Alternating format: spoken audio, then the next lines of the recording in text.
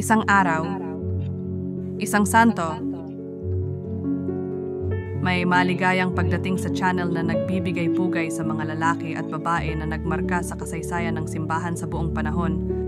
Ngayon, 16 ng Abril, ipinagdiriwang natin si Santa Bernardita Subirus.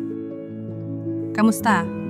Kilala si Bernardita Subirus sa kanyang mga pagpapakita ng mahal na Birheng Maria sa Lourdes, Francia, noong 1858. Ipinanganak si Bernardita noong ika-18 ng Enero 1844 sa Lourdes, isang maliit na lungsod sa mga Pyrenees sa Pransya. Siya ang panganay na anak ng isang dukhang pamilya. Sa edad na 14, siya ay nagkaroon ng serye ng mga pangitain ng mahal na Birheng Maria sa isang kuweba malapit sa lungsod. Ang Birhen ay nagpakita sa kanya ng 18 beses, mula ika-11 ng Pebrero hanggang ika-16 ng Hulyo 1858.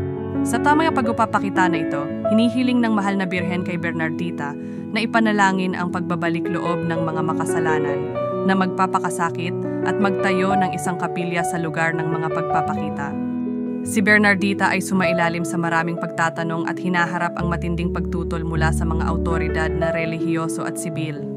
Gayunpaman, nanatili siyang tapat sa kanyang mga kwento sa kabila ng mga presyon at patikos. Nang tanungin ni Bernardita ang kanyang pangalan, ang mahal na Birhen ay sumagot, "Que soy era Immaculada Concepción," na nangangahulugang ako ang Immaculadong Concepcion. Matapos ang mga pagpapakita, sumapi si Bernardita sa isang relihiyosong orden at namuhay ng simpleng at debotong buhay. Siya ay namatay noong ika-6 ng Abril 1879 sa gulang na 35. Kanonisado siya ng Simbahang Katoliko noong 1933. Narito ang isang dasal para kay Santa Bernardita Subirus. O Diyos, na pinili si Bernardita Subirus upang maging saksi ng iyong mga pagpapakita ng mahal na Birhen Maria sa Lourdes.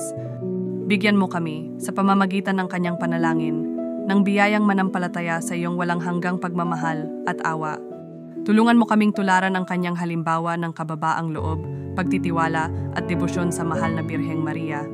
Na tulad niya tayo ay makasasagot sa iyong mga tawag na may dalisay at masunurin na puso.